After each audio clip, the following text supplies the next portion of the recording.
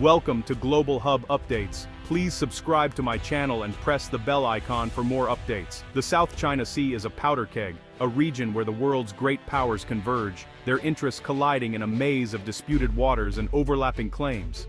And today, the fuse is burning, inching ever closer to a potential explosion that could reverberate far beyond these waters. A battered Philippine supply boat edges toward a remote outpost, its hull scarred by previous encounters, shadowed by imposing Chinese Coast Guard ships that loom like silent sentinels, their presence a constant reminder of the stakes at play. Over the radio, warnings blare, turn back, this is Chinese territory. The tension crackles in the air, every word a threat, every pause a challenge. The Filipino captain refuses, his resolve unwavering, steering toward a contested shoal as Chinese vessels close in, churning the water and raising the stakes with every maneuver. The world watches, breath held, as the standoff teeters on disaster.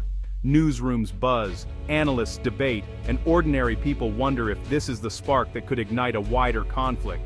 This isn't just a territorial spat.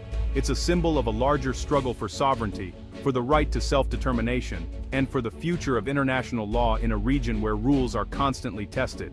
The incident de-escalates for now, as both sides pull back. But the message is clear. The region is on edge, and the next confrontation may not end so quietly. In Manila, leaders see a stark reminder of vulnerability. The nation's sovereignty feels fragile, and the need for allies more urgent than ever. In Canberra, alarm bells ring, as officials realize that distant waters can have direct consequences for Australia's own security and interests. The event accelerates a strategic partnership years in the making, bringing the two nations closer together in the face of shared threats and uncertainty. For the Philippines, these confrontations are routine, a cycle of intimidation and resistance that has become part of daily life for sailors and officials alike. For Australia, they're a wake-up call, a signal that the Indo-Pacific stability can no longer be taken for granted, and that preparation is essential. The Indo-Pacific security is being tested in real time, and the response is being built, quietly, with concrete and steel, across the Philippine archipelago, as new bases rise and alliances are strengthened. The question is no longer if a crisis will erupt, but when and how ready the allies will be when the next fuse is lit, and the world's attention once again turns to these contested waters. In the bustling heart of Manila and in the corridors of power in Canberra, a significant new plan is quietly taking shape. Australia is investing in 8 military infrastructure projects, each located at secret sites scattered across the Philippines. These aren't just symbolic gestures, they represent substantial strategic upgrades designed to strengthen Philippine military capabilities and enable seamless joint operations with Australian forces. Secrecy is absolutely crucial here. Disclosing specifics could expose critical vulnerabilities to potential adversaries, putting both nations at risk. By keeping these plans tightly under wraps, both countries force any would-be threats to guess, making them waste valuable time and resources trying to uncover details. The projects focus on vital logistics, advanced joint training, and enhanced maritime awareness. Imagine upgraded ports for naval operations, modernized runways for rapid air deployment, and secure depots for storing critical equipment. Instead of building sprawling new bases, these are discrete targeted enhancements to existing camps, creating a flexible and resilient network that allows for rapid response to any crisis. For the Philippines, this marks a leap forward in military modernization. For Australia, it means gaining access to a strategically vital region and deepening its partnership with a key ally. This approach isn't about establishing permanent foreign bases, but about ensuring both nations are ready to act swiftly and decisively when it truly matters. The strategy is not only cost-effective and efficient, but also strengthens mutual trust and delivers real, shared benefits. Ultimately, it's a new model for projecting influence, supporting an ally, and maintaining stability in one of the world's most contested and strategically important regions. For decades, the Philippine military's primary mission was internal, tracking insurgents through dense, unforgiving jungles and remote mountain strongholds. Soldiers became experts in jungle warfare, adapting to the humid, tangled terrain and focusing on counterinsurgency operations that defined the nation's security priorities for generations. Meanwhile, the Navy and Air Force languished, their fleets aging and underfunded as the country's attention remained fixed on threats within its borders. Bases were quiet, ships rarely left port, and modernization was a distant dream. But the world changed. Rising tensions and territorial disputes in the South China Sea forced a dramatic rethinking of national defense. Suddenly, the main threat was no longer hidden in the jungle, but looming at sea, a powerful neighbor asserting sweeping maritime claims and challenging Philippine sovereignty. In response, Manila unveiled a bold new doctrine, the Comprehensive Archipelagic Defense Concept. This strategy pivots the military's focus to defending the nation's vast maritime zones stretching across thousands of islands and critical sea lanes. The plan calls for new warships, advanced fighter jets, coastal missile batteries, and state-of-the-art radar and surveillance systems to monitor and secure the country's waters like never before. Yet, military hardware alone cannot guarantee security. In today's complex environment, alliances and partnerships are more crucial than ever. The Philippines is actively seeking partners to help train its forces, modernize its capabilities, and deter any potential aggression from external actors. Australia has emerged as a key ally, offering not just expertise and resources, but also a shared commitment to regional stability in exchange for strategic access and cooperation. This growing partnership marks a true transformation, shifting the Philippines from an inward-looking force to a proactive maritime guardian, ready to defend its interests and contribute to regional peace.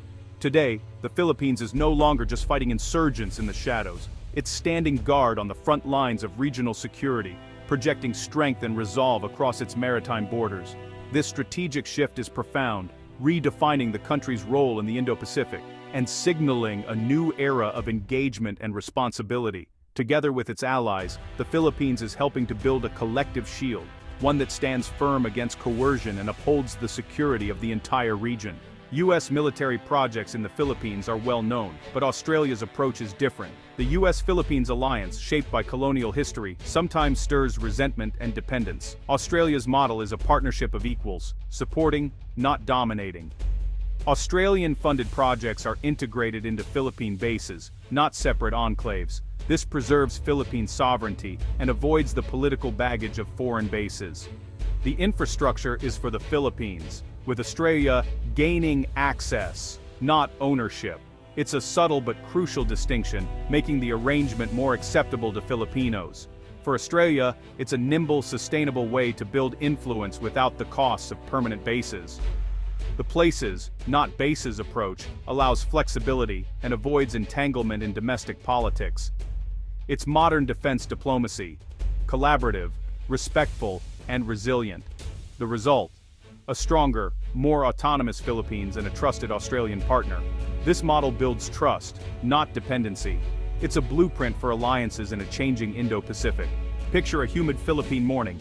Filipino Marines and Australian soldiers prepare for a joint amphibious landing. Australians share advanced tactics. Filipinos offer local expertise. The new infrastructure, upgraded piers, runways, and fuel depots, makes these exercises seamless.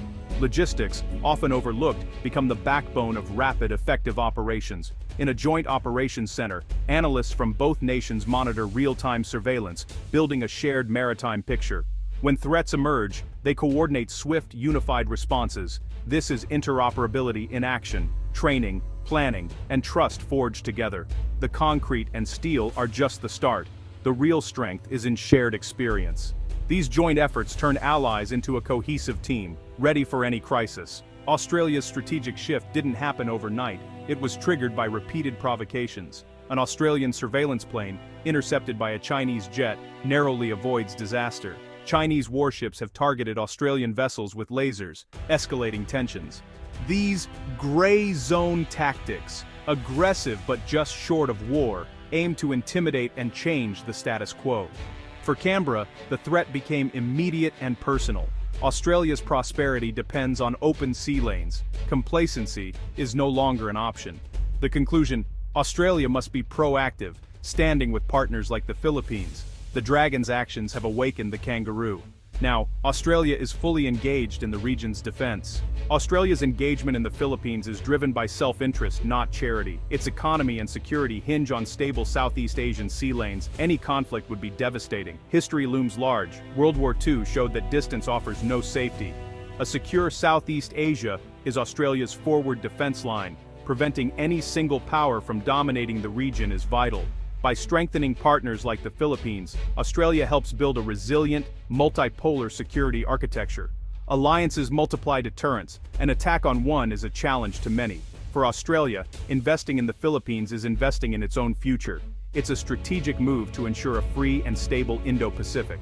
The partnership sparks debate in both countries. Most Filipinos support stronger defense, seeing Australia as a vital ally against Chinese encroachment. Yet some worry about sovereignty and being drawn into great power rivalry. Manila must balance alliance building with assurances of autonomy. In Australia, consensus favors supporting regional partners, but questions remain about costs and priorities.